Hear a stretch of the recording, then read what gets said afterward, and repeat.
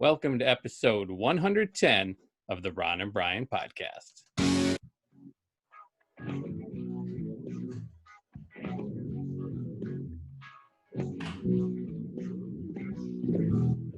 Hello, everybody. Welcome back to the Ron and Brian podcast. Thank you for joining us. As always, I am joined by the man packing an M80 in his pants, Brian. Brian, welcome back to another week of the podcast. How are you, sir? I'm doing great, and I'm happy to report that not only am I safe and sound, but New York City has entered phase 2. We are officially reopened, thriving. We are just, gangbusters. We'll talk about it later. But yes, phase 2, people. All right, let's maybe celebrate with a drink. Drink of the week. Zdrowie. Salud. Drink of the week. Smash it.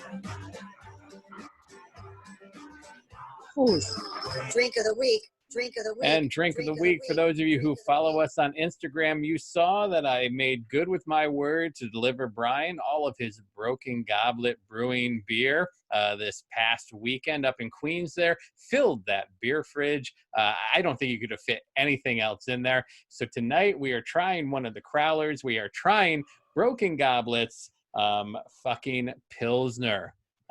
Brian, it's a nice, supple 4.9%. The name of it comes from the fact that people kept saying, when are you going to make a fucking Pilsner? And they did. And I think it's fantastic. I know you're just trying it for the first time. How do you like it? It is crisp, exactly the way you would want a Pilsner to be. It is not too, it's not overbearing in terms of its flavor. Personally, I would describe this as the perfect shower beer. You wait, think about it. Shower on your own, or do you just shower with beer? Well, if you're showering with beer, you're never showering alone. I see this as you wake up on a Tuesday morning, you're on your way, you think to yourself, you're going to have a busy day in the office. I mean, Ron, you don't have to worry about this. Understood. Because obviously I get it. You've been out of work for a while. But this is, you wake up, you're stressing about your hard day at work, and then you say to yourself, you know what? I need a little something to take the edge off. Well, who's going to be your friend while you're waiting for your conditioner to kick in?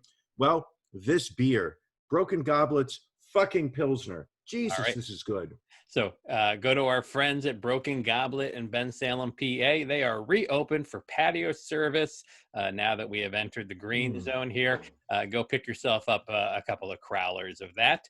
We are going to mix things up a little bit this week. We do have a very special guest coming on momentarily. But in the meantime, let's make sure we get in our beefs.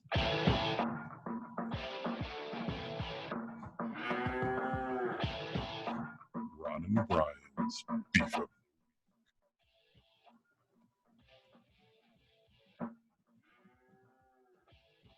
Still the best intro. Brian, what is your beef this week?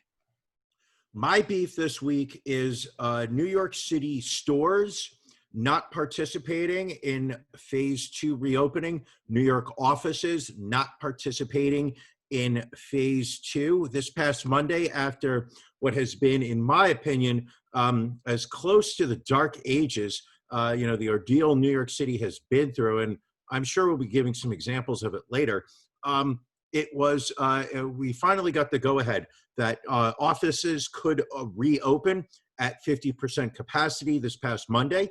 Also in phase 2, outdoor dining was suddenly allowed, as well as in-store retail participation. And it broke my heart on Monday, reinforced again on Tuesday and Wednesday. A lot of stores are not open. A lot of offices are not being populated. For instance, my office building, Lower Manhattan, right there on Wall Street, where the capitalist swine dine. And one of the things that just broke my heart was speaking to one of the property managers, and they informed me that they were expecting 1,200 people to return to work on Monday. Now, how many people did?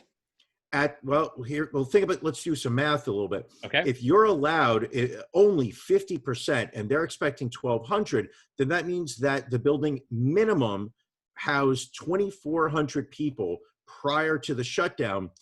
And in this past Monday, 70 people walked through the door, 70. So not even what is that, like 3.5% of what was being expected? 5%? No, 120 people would have been Would have been 1%. Yeah, I'm not good No. with math today. Yeah, we're gonna let you slide on that one. All right. Yeah, but can you blame people for not wanting Yes. to go back? And I mean, offices definitely. I think with retail, I mean, I don't know how it is in New York, but what we are seeing here is, so there are some places that are holding off to see how other places do with their reopening, to see what procedures work, what doesn't. I think some of these businesses are a little afraid of being the litmus test for reopening, and are waiting to see how some of these other companies handle it. Ron, if we do not reopen, we are letting COVID win. We can't allow that to happen. All right. Just for instance, my dry cleaners and my laundromat still closed. That's bad. I have not done dry cleaning in 3.5 months. So I was all excited. Monday after work, I grabbed my laundry bag. I walked over to my laundry, closed, still closed. Well, I hope for your sake that they open back up soon. Bring back the Big Apple. We survived 9/11. Well, some people didn't survive 9/11, but the city as a whole, we came back. We will come back, New York City. You cannot hold us down. Speaking of that, Ron, what is your beef? I mean, I guess maybe a minor beef, but companies that don't return your repeated phone calls, as we mentioned, I think it was a couple of podcasts ago, I had a little issue with a tree breaking off, hitting the house, damaged the roof, have some electrical issues. Now we've also have some water leakage issues. I mean, just some issues. And regardless, I mean, we're 2 weeks in, and I think today was the first day I got a roofing guy over today. Okay. Still no one for electric, still nothing for painting or water damage repair, because you just call people and they just don't call you back. It's That's a shame. Frustrating. I'm sorry. Sorry to hear. And you would think, again, I try and use small businesses, and they, you would think people could use the work, but apparently everyone's busy, or at least too busy for me. Ron, maybe is it possible that, with the state economy just reopening in Pennsylvania, that maybe they don't want to be the litmus test for how things will be rolling out? Well, keep in mind, a lot of these companies did not need to close because they would have been deemed essential services. I know. I was just trying to throw your words. You're just trying to mess with me. It's what I do. What I do best. Well, we are excited about this. We do have a special guest this week. We are going to bring him into this Zoom chat now. Hopefully this will work. So we have joining us from down in Florida, Carlos Barberena. Am I saying that correctly? Yes, sir. You did. You got it right. Fantastic. Carlos in 2022 is going to be going up against little Marco Rubio for his Senate seat, running as an independent. Carlos, tell us a little bit about yourself. I'm just a regular Carlos, not a bad hombre, a criminal or rapist. I think for me, the biggest thing that, how can I relate, or why would I, explain that I'm running, is I'm Nicaraguan. And a lot of people don't realize that Nicaragua has a very special place in history with the U.S. government. And considering Trump uses, another old senile president's mantra of "Make America Great," there were just too many signs for me. So that's where it kind of started. Miami native. My parents arrived here in '80. I was 4 or 5 years old, and I've lived here my entire life. So the one thing I always say with people getting into politics is you have to be, I think, a little bit crazy to want to get into politics with the atmosphere. What's your thoughts on that? I mean, do you think you bring a level of craziness to the table, or do you bring a level of stableness, or somewhere in between? No. I'm knocking futz. No, hands down. Yeah. You have to be. I don't think the regular person can do this. That said, I think anyone can do this as long as you have, the will, or the desire to help. And for me, as an introvert, that shy, quiet kid that was always watching, I have a lot of empathy. I don't show it because a lot of it relates into anger. And it took me a long time, for me to get a hold of my anger and not kind of blame, my past on it. But you absolutely cannot be anywhere in the middle. You have to be crazy. Carlos, can you just tell me a little bit about your view of the state of Florida? Where is it at, and where would you like to see it go? I'm in South Florida, down in Miami. I'd say it's a banana republic. It's very unfortunate that we have leaders that don't believe in science. And I had this conversation with my father-in-law the other day. And I said, listen, the minute you start arguing facts, like, you're done. I don't want to hear it. Because facts cannot be argued. They're facts. And being a data nerd and a science guy, that's where it ends for me. There's nothing about the nuances after that. These are the facts. They're undeniable. And there's nothing to argue. It's unfortunate that these guys are basically, pandering to daddy. That's what I say all the time. They need to get daddy's permission. But it doesn't look good. And I think it's time. And I think for too long, I've been waiting for change to happen. And that's why I said, you know what?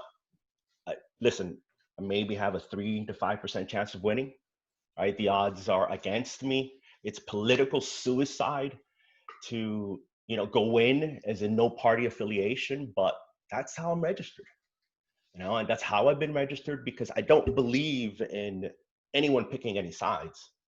For me, it's what's right and what's wrong. And I think we need to get back to that. I say it all the time. We talk about getting back to the basics, and nobody does that. And we keep going back in circles and circles and circles, and we keep avoiding the very simple constructs that we teach our kids, right? So for me, that's really what I think needs to happen. And it's going to take my generation, Gen X, to get more involved, because I believe we're the bridge to the millennials. I was selling DSL when it was 1.54 megs, the modem. Millennials don't remember any of that. We've kind of handed everything over to them. So for me, it's that generation that has to step forward and show everybody else, listen, it's not just the old people, it's somebody that maybe a little older than me, but not completely out of range and understands what we're going through. Great. So would now be a bad time for me to mention that I remember 14.4 dial-up? Oh my God, I remember my first Seagate hard drive, 512 megs. I'm an old DOS guy. I'm still tinkering around. I'm a systems engineer. I got Microsoft certified. It's actually what keeps me employed. And I think that's a great way to segue into one of the things that I think is lacking. I think if society demands a specific set of skills, right? Like if you can't get a job without a bachelor's, then a bachelor's, the minimum should be free. And I think we've put too much emphasis on sending everyone to college. I for sure as hell would never place my kids in $80,000 to $100,000 debt for a liberal arts degree. And I don't have anything against that. If you want to do that, go for it. But understand that just because you've got that degree, it's not a one-way ticket. They always give you the stat, are you going to make $1 million more? How the hell is that going to help me? That's maybe like, if I'm lucky, 10 grand more a year, maybe $100 a week by the time I'm done. What am I getting? $80 a week? But I'm still what? $100,000 in debt? So for me, that's something that has helped me because it was a certification. It cost me $8 grand. I paid it. Am I still learning? Absolutely. But that's because I want to. And you can't teach that, And I think when everybody talks about the basics, we have to get back to that. Stop talking and actually start doing, right? For me, I curse a lot. I mean, my mother will tell you that the first time she met my grandmother, all she heard was curse words. And she would say, it's the Queen's English, and they curse so much.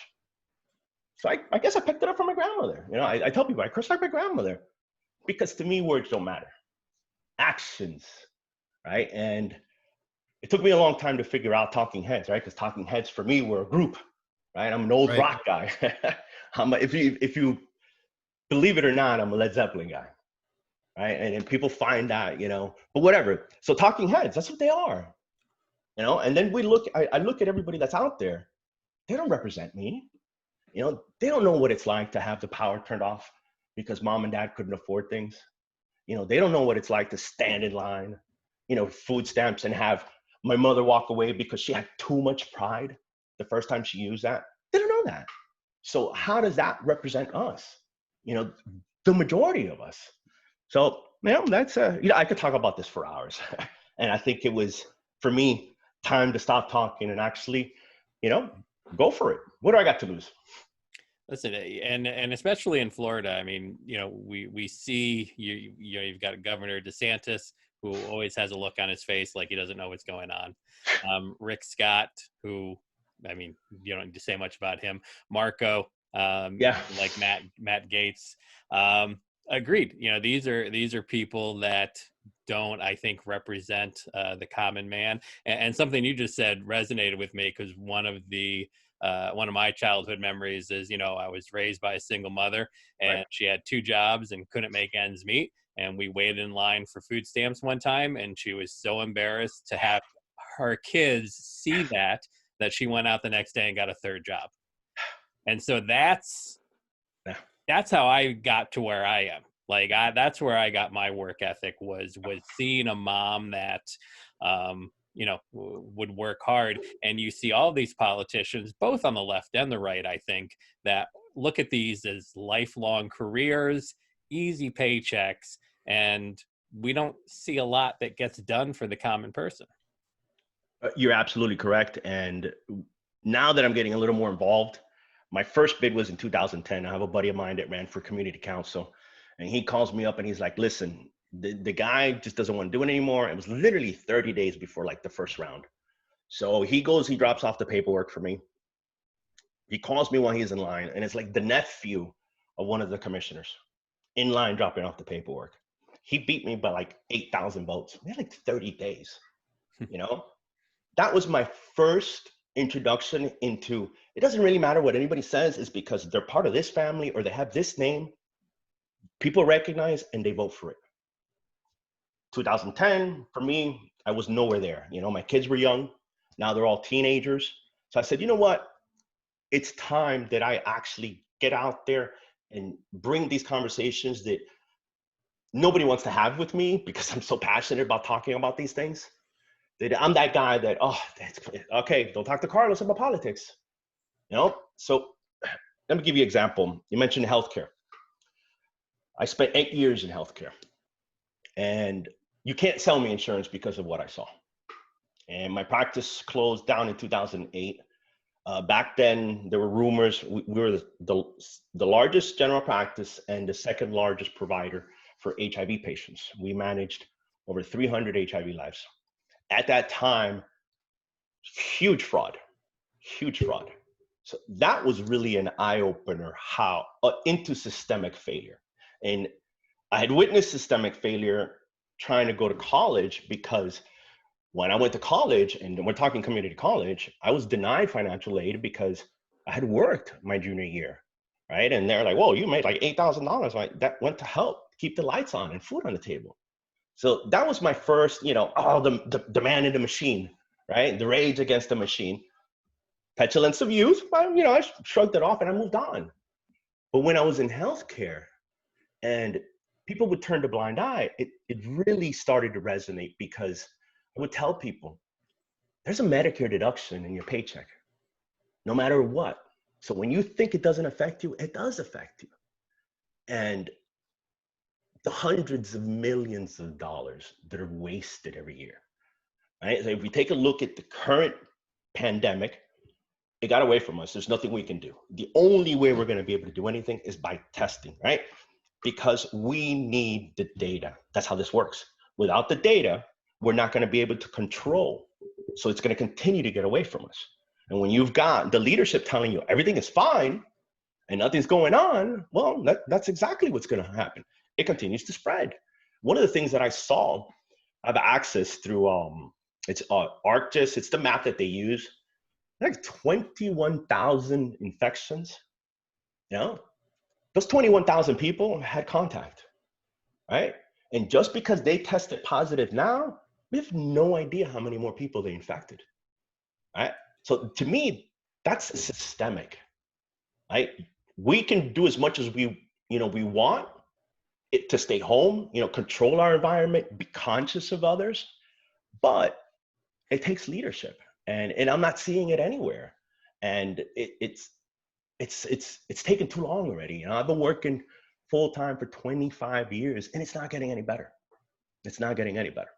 Well, you use the word leadership, and it almost feels like the people that have the power to change things, to make things better, are showing, whatever you want to use that, whatever the term is, they're showing the opposite of leadership. Yeah. You're in Florida, you're looking at, you mentioned the infection rates are, the media likes to use the word spiking, but really it's just steadily increasing on a daily basis. The number of people that are testing positive, the number of people that are going into the hospitals, the ICU units that are starting to get crowded. I mean, listen, I'm here in New York City, where we got hit by this coronavirus terribly. And as somebody with the coronavirus antibodies, it's certainly not. This is not something that I would want somebody else to have to experience. But you're watching what's going on in the state of Florida. It's and having experienced what New York did, it's almost I just have these visions of refrigerated trucks parked outside of hospitals, using forklifts to bring in corpses because the morgues are being are overloaded with bodies. That was our reality back at the end of March, and you're asking yourself, we sacrificed. What did these other states learn in the process? And it's just absolutely frightening, because you're seeing footage of public beaches, bars, and it's not just your state of Florida, but it's a lot of the southern states or whatnot. And you want to cry out. Where are the leaders who have any type of authority to say this is not acceptable anymore? Yeah. So it would be great, it would be great to suddenly be able to see people who have the ability to make things better actually step in and start to do so. You're going to be running up against Marco Rubio. How would you describe his actions over the past couple months?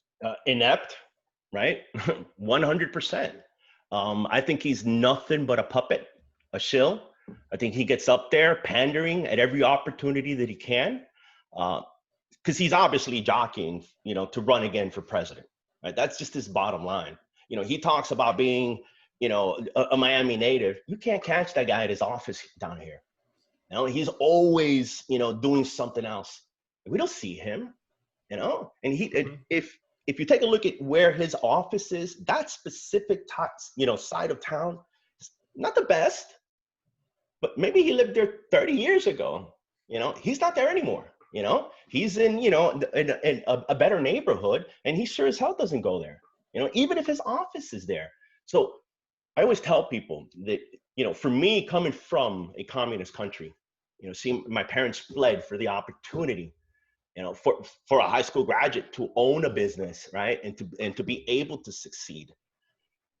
Where is that going, right? Like, what are we doing? I understand what opportunity is, what freedoms are.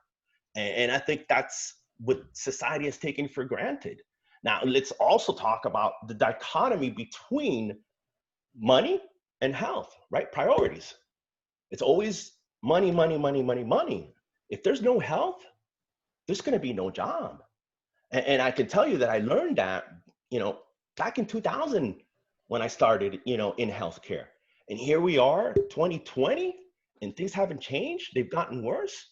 And when you tell someone you think we have good healthcare, we're like ranked 20-something, as bad as a third world country. I mean, I have friends that were buddies of mine that have literally told me, go back to Nicaragua if you hate it here so much. Like, what are you talking about, dude? This is it's we the people. Were you not paying attention in history class? Right? It's our government, we the people. But it's not. It's the few people that actually, and predominantly they're older, more conservative, right? So it takes for the youth to get up. Now, definitely, you're not affiliated with any particular party. Where do you tend to lean? I mean, obviously a little bit more towards the left, but what's kind of your platform in a nutshell that you'll be running on? I always say that I'm a lefty-leaning liberal snowflake. For me, the most important is education. Right? I got a public education. There's still teachers that I remember that affected me in the right way. I think we've gone away from that. We've destroyed the public education system. You know, everything is police, police, police, police. Meanwhile, we don't want to pay teachers. You know, we pay them, obviously. I mean, nothing peanuts. I don't know if I can say bad words, but it's crap what we pay them. You know, you can curse all you want. You can curse all you want if you want. Yeah, we pay them shit. Yes, we absolutely do. You know, and we expect them to put up like with our kids and then 20 other kids. And then, oh, by the way, we don't have supplies, right? So the stress that we're putting on someone, and let's be real, there's times I can't stand my own kids, right? And that's the God's honest truth. I think any parent will tell you, right? It's very difficult. So we're asking one person to manage what, 20, 30 of them? You know, how do you expect this person to do their job effectively? And so for me, that is a priority.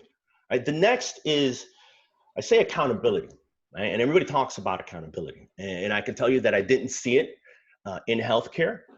And it was very troubling because, you know, the Office of Inspector General, you know, always recommended, made its suggestions, yet every time it went, you know, to Congress, they knocked it down. And now, you know, to go back to some of the fraud that happened here, we were at a point where for every dollar invested in fighting fraud, we were getting 7 back. When they went back and asked for a bigger budget, they were declined. Right? But meanwhile, well, let's militarize the police. Let's, you know, give them these expensive vehicles, right, that are literally made for war, and then teachers got to go out and buy their own paper. So for me, if we don't address education first, we're never going to get anywhere. Then the second thing, obviously because of my healthcare background, is healthcare.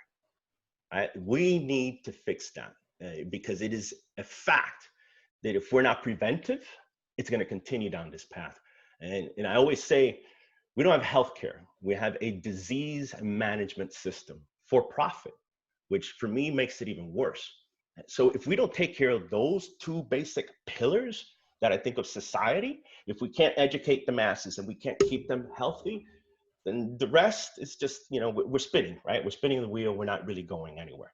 Accountability for me has to be with technology, right? We can't do it any other way.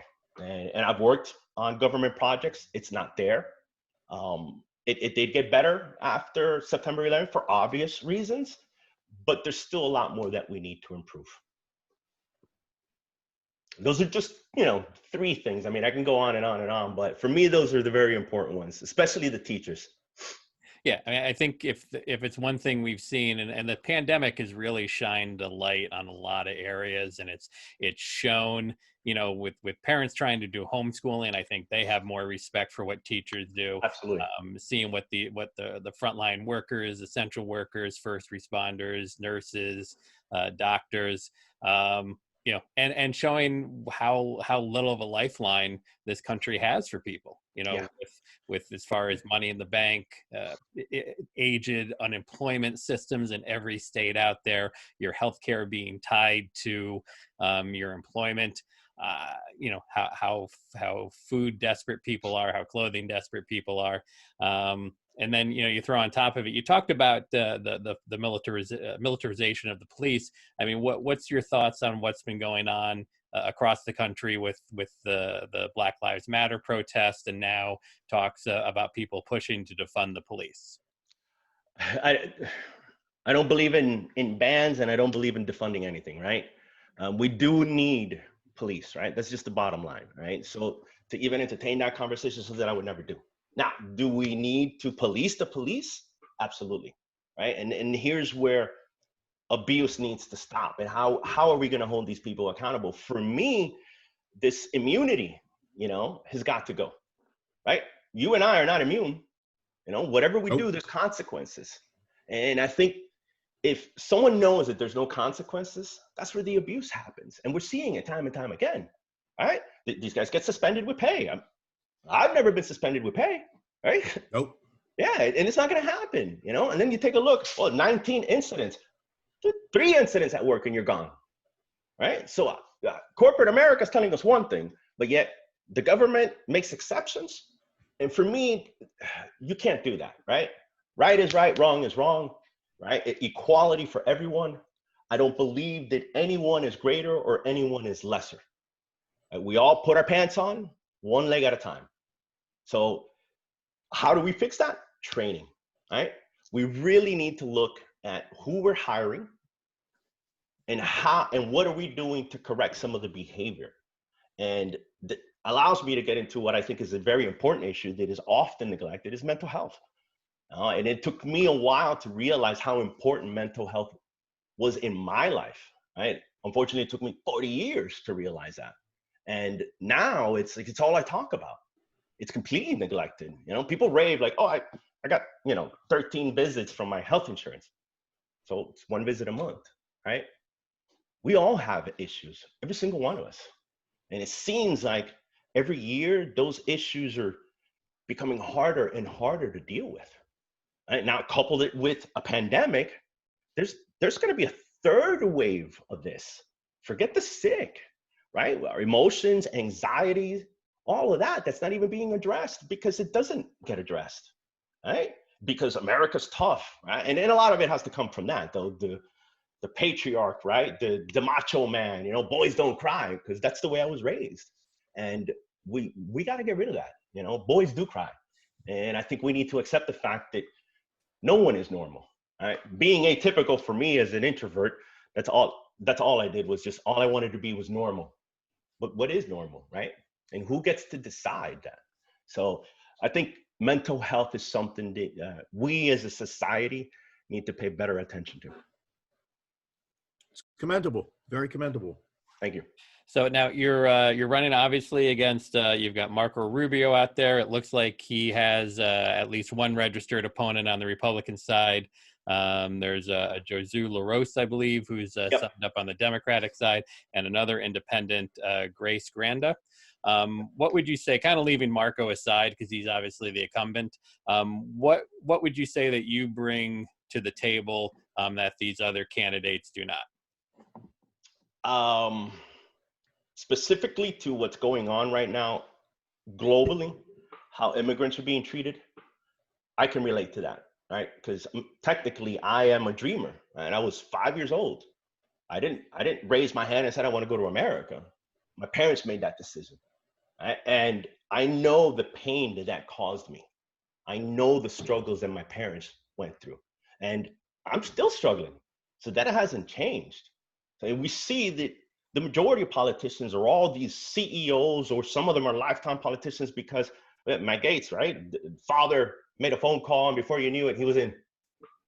We need to stop that. And I think I am the person that the majority of people, specifically down here in South Florida, can say, hey, yeah, that's one of us, right? That is, for me, the biggest thing, that I am one of them. I'm still in the struggle. Nothing has changed. All right. And then obviously no love lost with you for Marco. I noticed on your Twitter page the other day, you yeah, I'm brutal, man. I'm brutal. You made a comment about him. I guess saying he is a Hispanic Uncle Tom is probably the best way to put your hashtag you type. He's an Uncle Tom spick, and I'll say it. And again, don't judge me by my words. Mm-hmm.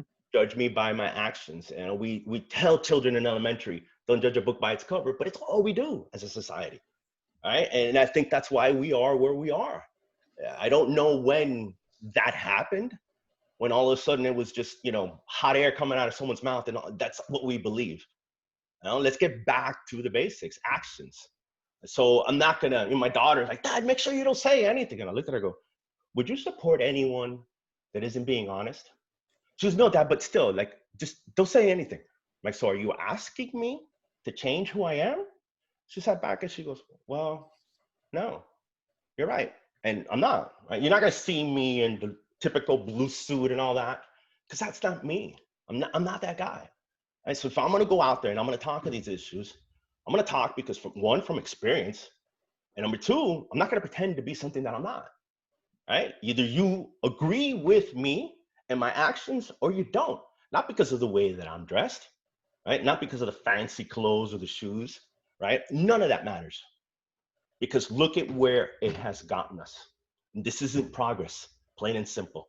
And I say it all the time, in the 80s, Reagan was president, Bruce Springsteen was boss, GM was the largest employer with an average wage of $17 an hour. Now it's Walmart with what, $8? If you're lucky. If you're lucky. Help me understand how that's progress. Progress for who, right? Because the majority isn't. Well, yeah. It's the Walmart shareholders, they profited. They're the ones enjoying this ride. Yeah. And we can get into a whole other topic about the stock market. There's no traders. It's the algorithms, right? The machines are at it. So they're going to want to dump more money in the stock market because it benefits them. But we don't have it. I'm not that wealthy to have that luxury. And my parents never were. And the majority don't. I think one of the articles that I read said the majority of people, I think it was like 47%, cannot afford a $2,000 medical emergency. Right? That alone, I think, is a very poignant message of where we as a society have failed. Mm-hmm. Right? If we cannot sustain an emergency like that, $2,000 isn't a lot, because you walk into a hospital, it's going to be $25,000, $30,000. And that's where you see all this other stuff. What I found so offensive recently with this lockdown was how as soon as the millions of people were suddenly out of work and were truly struggling with the prospect of paying their mortgage, their rent on April 1st, and to see a lot of the Republican politicians really struggling to take action in terms of supporting the average American citizen. Yet at the same time, you had all these corporations that came crying to Washington because much like the American citizen who did not have this gigantic stockpile of cash, well, apparently neither did Carnival Cruises because they needed a couple $1 billion, and neither did the airlines because they all sat there and showed up with an empty wallet and a hand in Uncle Sam's pocket.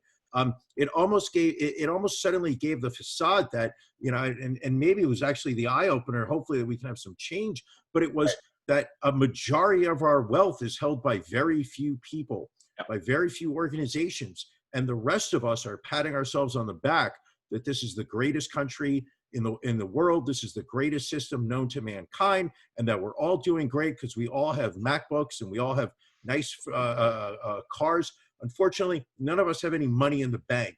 Right. We're all living paycheck to paycheck. Absolutely. The corporations that were sitting there like a Walmart, that were sitting there paying their people as little as possible. None of us were doing well, and it's amazing how even with the the progress that we've made, how many American citizens are still hurting, and how you are still getting such resistance from Washington, specifically Marco Rubio and his friends, to sit there and help the American people. It is almost as if there is just this grandiose pleasure that they have in supporting corporations.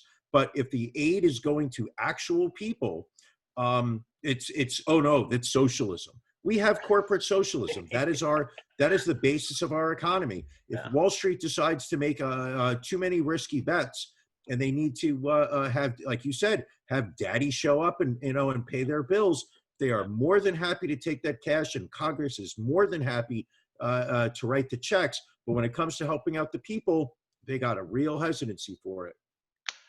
And you're right, because I just took a look at if you see some of the reports for Rubio, he had like $1 million on cash. And when you take a look at the donations, the majority are PACs.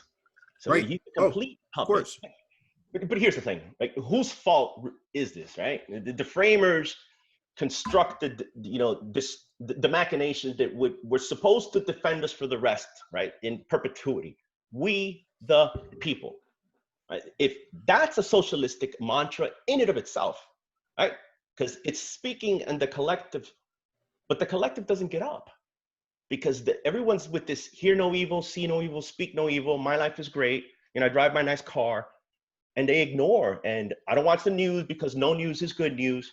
And meanwhile, the greatest fleecing of the working class continues. And we saw this in 2008. TARP was what, $800 billion, right? That's what they admitted to. That's what, exactly, right? And where did it go? It went to the banks. And then right after that, you had Wells Fargo was committing fraud. You had Deutsche Bank, right? So after we bailed all these guys out, they went right back to it. And what changed? Nothing, because we continued to fail and not exercise that one right that is supposed to make us greater than everybody else, the ability to vote. Well, I hope people go out and vote for you. Thank you. So do I. Tell our listeners if they want to follow you, if they want to support you, how can they do that? So it's going to be Carlos for Senate, and vote for Carlos. You guys, Napoleon Dynamite?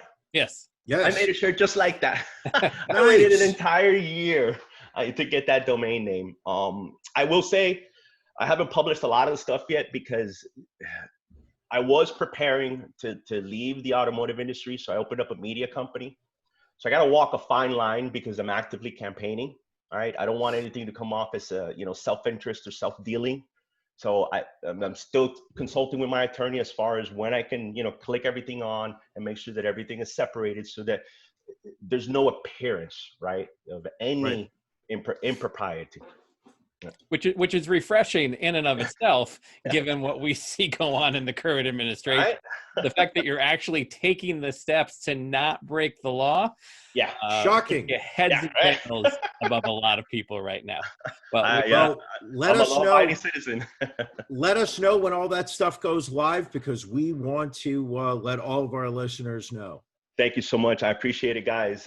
It's a pleasure. Hopefully, we can do it. Pleasure's ours. Yep. Right. Best of luck. Best of luck. And to get deeper into campaign season, we'll keep our fingers crossed for 2020 that there's still a country after this November. Yeah. And, if so, we're definitely behind you for 2022. So thank you so much, guys. Perfect. Have a great evening. Take care and stay safe, okay? All right. You too. Take care. Cheers.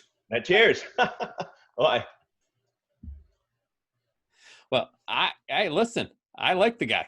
And I like the guy too. He's very realistic about his chances. He realizes he's got a minimal chance. But listen, part of the reason this is the greatest country on the planet is the ability for the small man to rise up and do great things. Well, think about it this way. In 2014, there was a shithead whose greatest claim to fame was that they had been on The Apprentice. And they sat there and said to themselves, I could run for president. Not that I want to win, but I just want to simply build my brand. And that shithead right now is sitting in Washington trying to figure out what happened in Tulsa. So you don't need to have this great pedigree to capture the hearts and minds of the American people.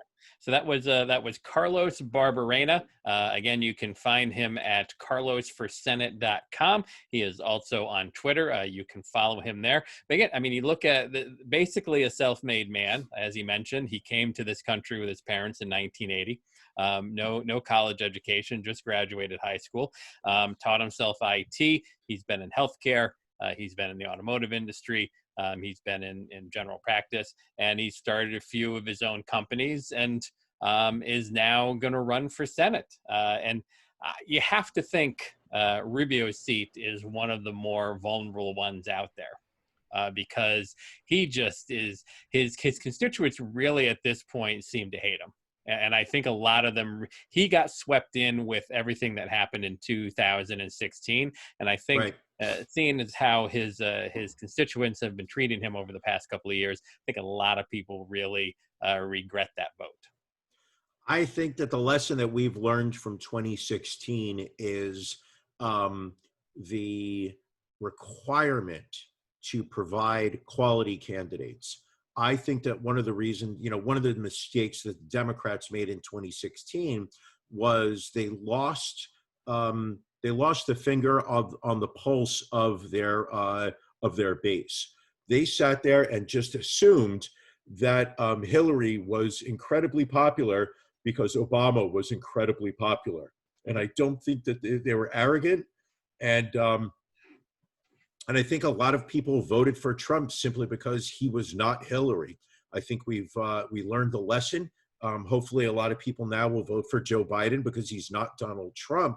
But I also think that, and this is one of the most important reasons why people should be going out to vote, is because a lot of the influence that happens on your life is controlled not just by the presidency, but also at, what do they call those, down ballot options? Yep. Yeah. Where it's your congressmen, it's your senators, it's your state senators, it's your city councilmen, your town councilmen. If you live in bumfuck, it's in New York, America, you're voting for your sheriffs or your ombudsman or whatever the fucking people is. It's these people do have an impact on your day-to-day life, and by passing up the opportunity to vote, you're allowing the few to decide the lives of the many. I may get that printed up on a business card or a hashtag, but Jesus, did that sound good? But it's the truth, though, because I think we see more and more every day how who your sheriff is impacts you, who your city council person is impacts you, your state senator, your state representative. So when if you don't go to the polls because I don't like Donald Trump, I don't like Joe Biden, the ripple effect is huge from that. And especially if you see such an ineffective president like we have right now, everything's pretty much controlled by, the Congress. And Correct. That's why nothing gets done, because you have a Republican Senate and a Democratic House.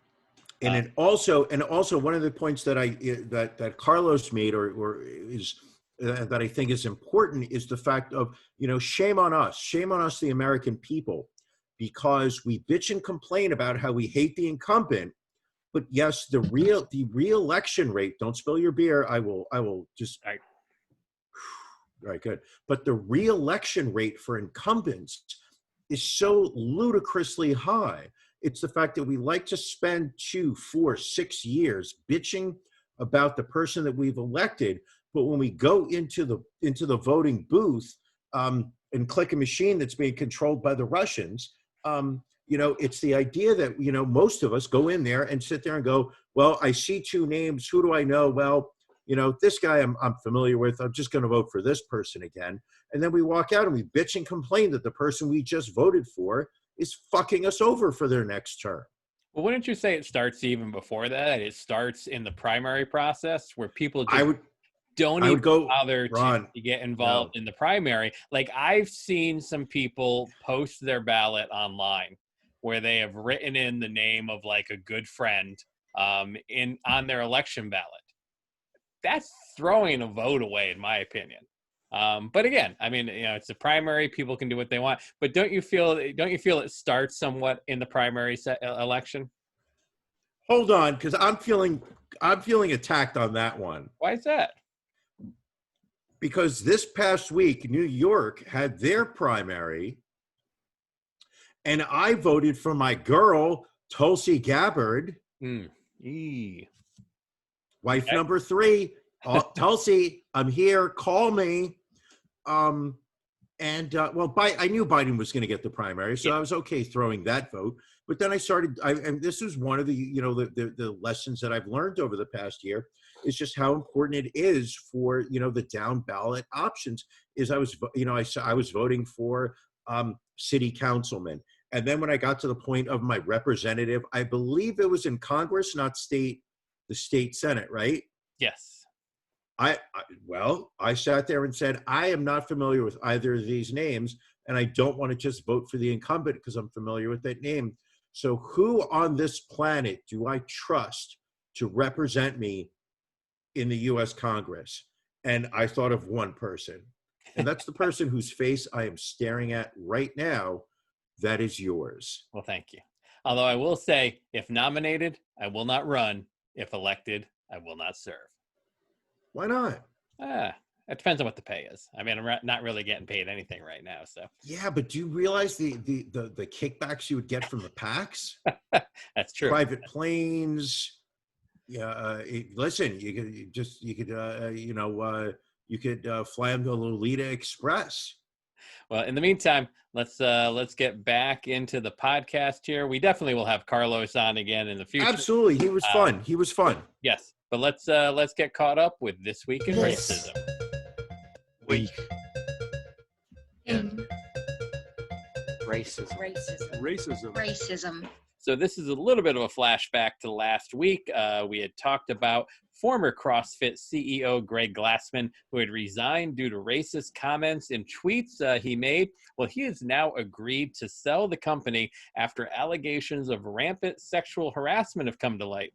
A recent New York Times report documented how Glassman talked about sexual encounters in detail and tried to take photos of women's breasts, while male employees allegedly ranked female CrossFit athletes by how much they would like to sleep with them. Former CrossFit employee Andy Stumpf recently detailed on a podcast how Glassman aggressively pursued female staffers who kept quiet because they were, quote, ruled by fear of retribution.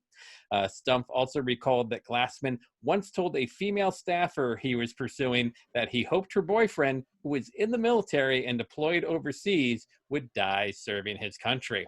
No. So not just a racist, a horrible person all around. That's let's see. terrible. What else? Colgate has announced its review of its toothpaste brand Darlie, which once featured a smiling man in blackface. The popular brand, which is sold in China, the Philippines, Thailand, and other Asian countries, has long been criticized for using racist imagery. The brand is marketed in Chinese as black person toothpaste and was sold using the racial epithet darky until its name was changed, get this, in 1989. Not that long ago. A Georgia cop has been fired for a Facebook comment calling for the hanging of 5 black people who were involved in the 2016 murder of a white grandmother. Officer Robert Skipper Dunn worked part-time for the Rossville PD prior to his termination. He stated that his post wasn't racist and would have called for the perpetrators to be hanged regardless of their color. In Holton, Kansas, a black couple in a Walmart parking lot were accused of shoplifting by the local sheriff's department, despite the fact they had a receipt for what they had purchased. In Baltimore, Maryland, a viral video showed a manager at Greek restaurant Uzu Bay denying entry to a black woman and her son, stating that the boy did not meet the restaurant's dress code, despite there being a white boy seated in the restaurant with a similar outfit. And in Indiana, Allen County Councilman Larry Brown was caught on microphone stating that people who participated in recent Black Lives Matter inspired protests are, quote, uneducated, adding that, quote, unfortunately they breed. Another example of the importance of voting for your county councilman. Probably the worst one of the week, though, that will go to Greg Baxter, owner of Pro Clean Chimney Service in Arroyo Grande, California, who was caught on video using racial slurs against an African-American Walgreens manager that had asked him to put on a mask before coming into the store. Baxter called the manager the N-word, told him he should, quote, fetch him some water, and called him Keezy, which is the name of one of the slaves in the movie Roots. The manager, Harold Brown, also claims that Baxter returned to the store to demand that the video be taken down and use the N-word again. Jesus Christ, that is awful. As we surmised, with the world opening back up, racism is back in force, and people are horrible. I know, it brings you down. But you want to know something? What makes me feel better? What's that? Is that these stories are being recorded, documented, and they are being passed around the internet. is that right now there are people in, what was that shit town with the Greek restaurant? Baltimore? Baltimore, Maryland. Like Yeah. I said, shit town. But there are people in Baltimore right now deciding to go out for dinner, not going to Uzo mi Uzo Uzo, and saying to themselves, you know what? Fuck that racist piece of shit place. Let's not go there. Well, and that the is, two managers involved at Uzu Bay apparently were fired. yeah, it doesn't matter. Boycott that place. It is interesting though. You are seeing less and less of this administrative leave that everybody was put on previously, and now people are actually getting fired for their actions. So that is at least a small step forward. It is what I would like to call forward progress. We are making progress. It's, you know, it's not gonna, it's not like flipping your pillow from the warm side to the cold side. It's not going to be an immediate impact like that, but we are making progress. Things are going to be getting better. I think you are seeing the racists sit there and, you know, still feel comfortable being proud, but they're going to start seeing the price, and you're seeing it right now. Fuck Uzo Bay. Go Bay. Fuck them. Fuck Uzo Bay. Fuck them. All right. Thank you. Speaking of progress, you know, as we have mentioned, New York City had progressed to phase 2, which meant that the wife and I felt comfortable enough to go drive up and visit my podcast friend Brian, and we made a trip out to Coney Island on Saturday. First off, and this is something that I did not even realize, is that you guys broke quarantine. Did we now? To come and well, it's what your wife said to me. She, you know, she said this was her first day out in months, that you guys had been really truly following the orders of social distancing, leaving the house only for emergencies, like supermarket, Home Depot, in your case, liquor store, in her case. And the fact is that you had not, you know, gone to any of the outdoor dining that Pennsylvania had approved in your county. And first off, I was just genuinely honored that the first time that you guys decided, you know what, let's test out, you know, the outdoor world. You came and visited me. It really meant a lot. First person we thought about. And I appreciate that. What is shocking to me is I'm not someone who drives in New York City. I had to years ago for work, and I just absolutely hate it. Absolutely hate it. But how was your experience? It was insane because, you know, we come up the New Jersey Turnpike. We cross the two bridges there. We cross the Goethals. Is that how you say it? Goethals goes into Staten Island. Staten Island over the Verrazanos. Exactly.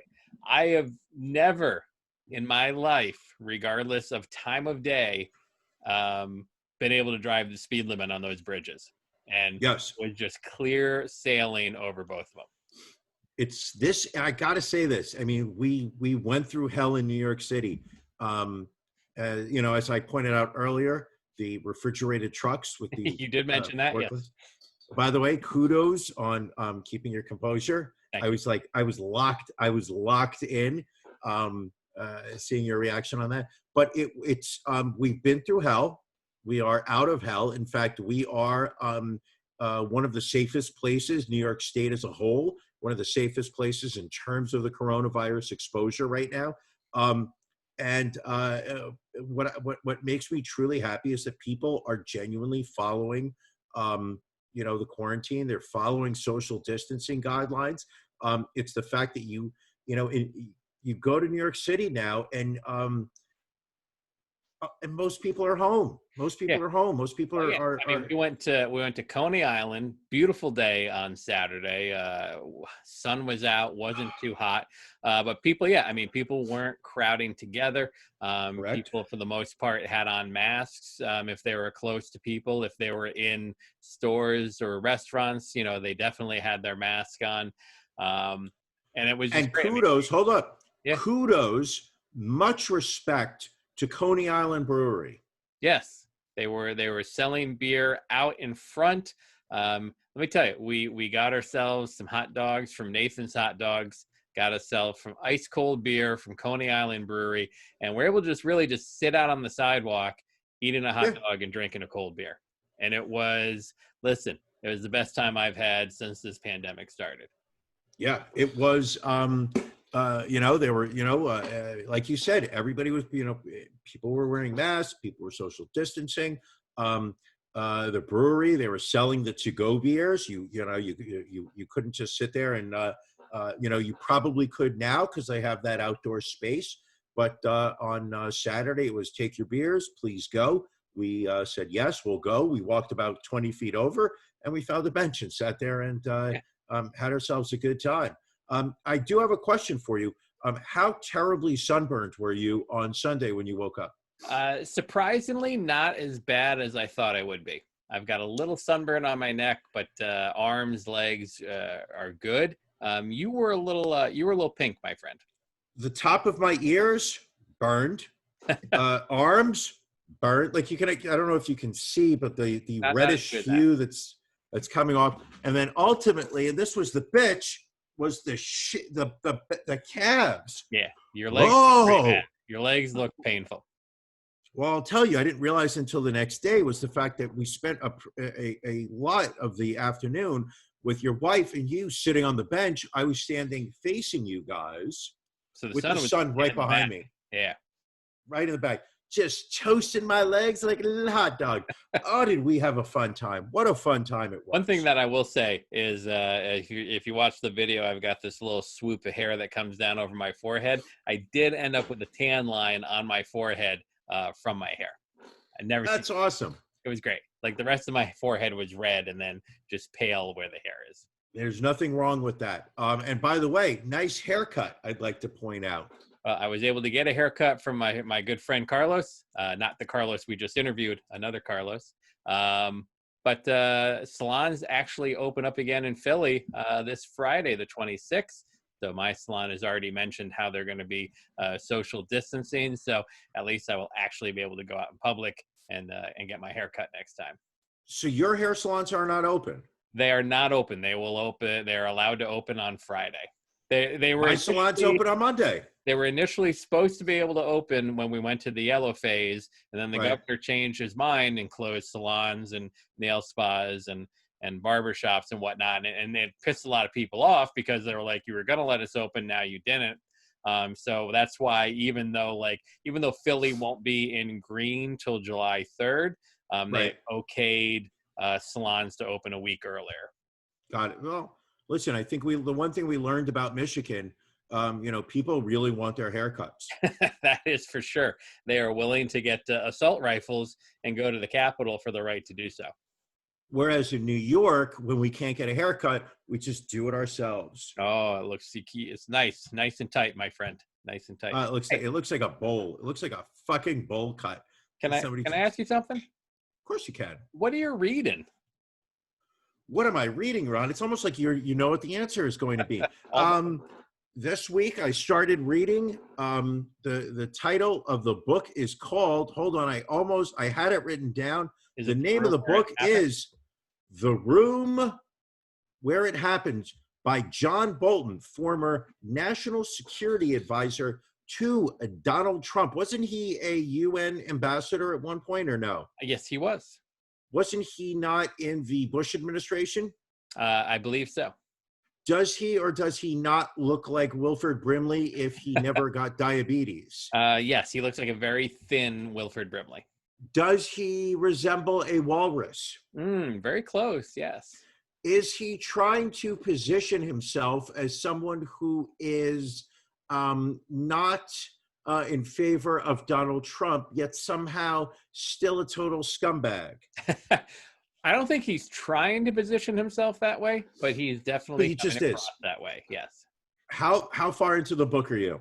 I have to admit, I only got probably about 30 pages into the book when I just got completely aggravated with him. Really? Okay. Are you going to finish, or did you just drop it? I've dropped it. I don't know if I'll go back to it. I'm going to power through it for you. Okay. I am probably, I would say, and this will give it away, I'm currently reading it on my iPad, and on the font size that is most comfortable for these advanced aged eyeballs, there's about 1,100 pages. Oof. So I'm it's on, about twice the size of what it normally is.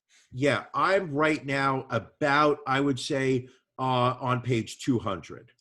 And I think So it's important to point out that we did not buy the book. We did not put money in John Bolton's pocket. Someone put it up on a Google Drive online. We received a screening copy. We received a screener's copy, yes. And if any of you would like a screener's copy as well, just go to ronandbrianpodcast.com and go to the contact us page, and we'd be happy to share that Google Drive with you. We went on the internet and we said we would like to have some sharks with some freaking lasers. But yeah, the arrogance that comes across, and and he still takes the advantage to bash the Obama administration, to bash Joe Biden, to bash Hillary Clinton. So it is, I don't feel that he learned anything. I think he is, if anything, he is upset over the way Donald Trump and the administration treated him, and that's why he wrote this book. All right. The problem I have with him is this. It's two-pronged. There is that he is the vocal representative right now of conservatives, Republicans, people who have a different outlook on the country than you and I tend to look at things. The fact that my issue with him is that he has, before I'll preface it, he has zero respect for Donald Trump. Correct. It is very clear. At any opportunity he has, he will throw in references to just the haphazard nature of how Donald Trump runs things, how he is utterly incapable of making a decision. It is constantly, I'm on this side, I'm going to do this, I think I'm going to do that. How easy it is to sway Donald Trump. You tell him at 9 o'clock, I think you should do this. He watches Fox News, and the next morning it's, oh, no. You know what? A lot of people are saying we should do that. And it literally is what Sean Hannity said at 9:05 on his show. So John Bolton literally will take any opportunity he has to bash Trump. The problem I have is that he was one of these people, and the administration is filled with them, and has been, especially considering the fucking rotation of people in, people out, of genuine people who are true to their beliefs, who sit there and say, I am going to work with this man and hopefully steer things into the right direction, without accepting that it is absolutely impossible to do that with Donald Trump. That he is incapable of holding any ideological belief. That all his actions, and Bolton, the part I'm up to is Bolton's talking about the bromance that took place between Donald Trump and Kim Jong-un, mm-hmm. or as I like to call him, Jong Kim. And the issue is just, it's the fact that Trump was all about, how is this going to play in the media? How is this going, how can I use this to kind of build my legacy? And that he was not in any way thinking, is this good for America? Is this good for the world? That, he walked in there, and, previous generations, previous presidencies have all poorly handled North Korea. I'm not going to lie. During the Obama administration, there was absolutely no sense of, there was no sense of a deterrent towards North Korea.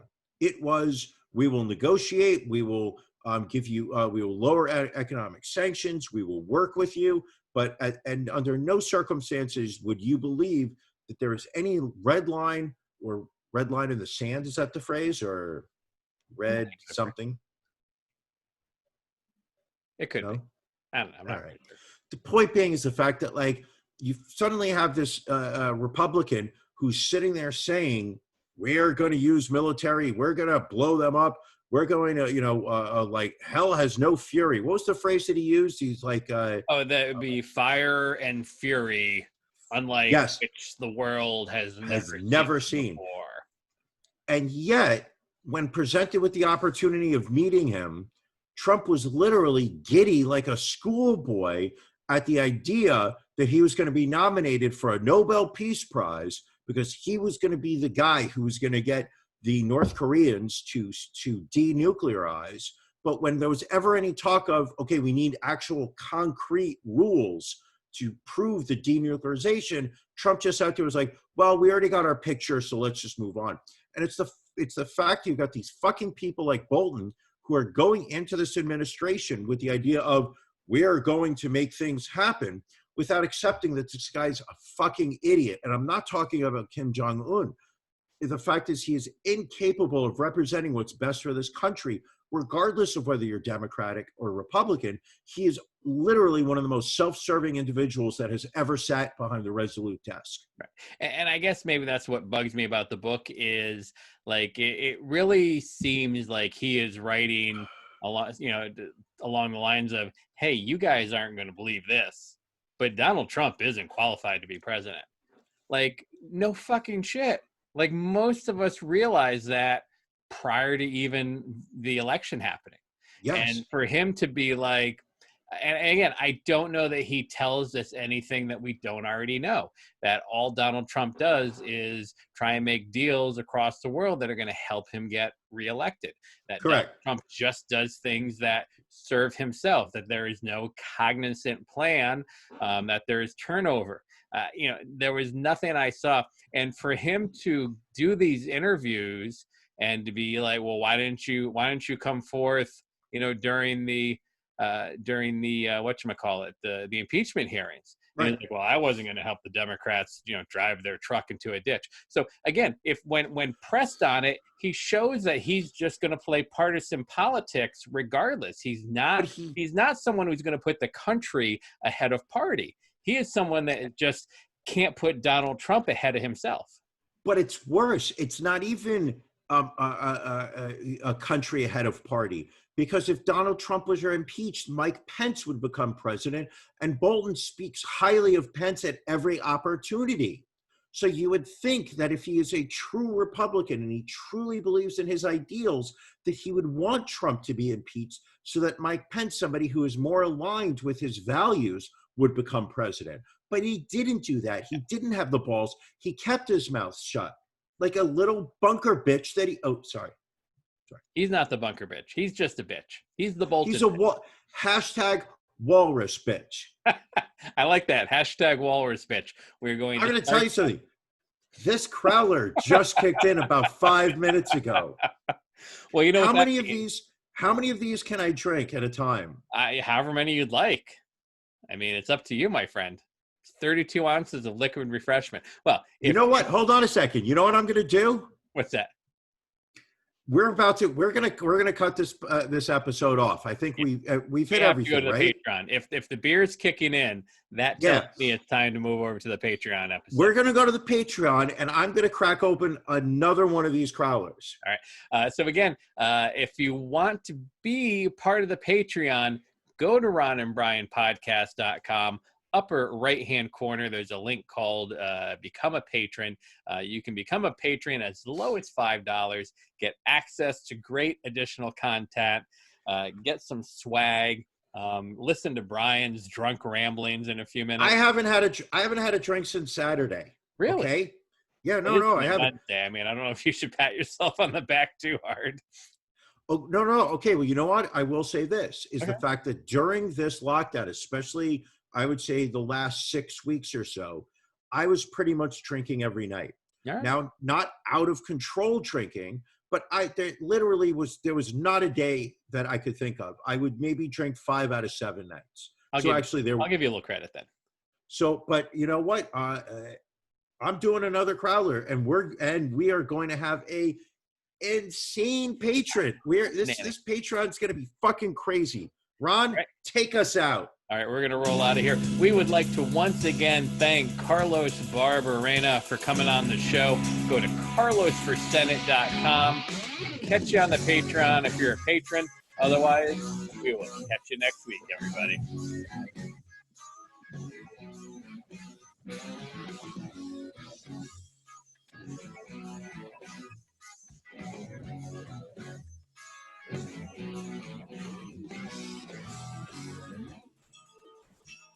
Ooh.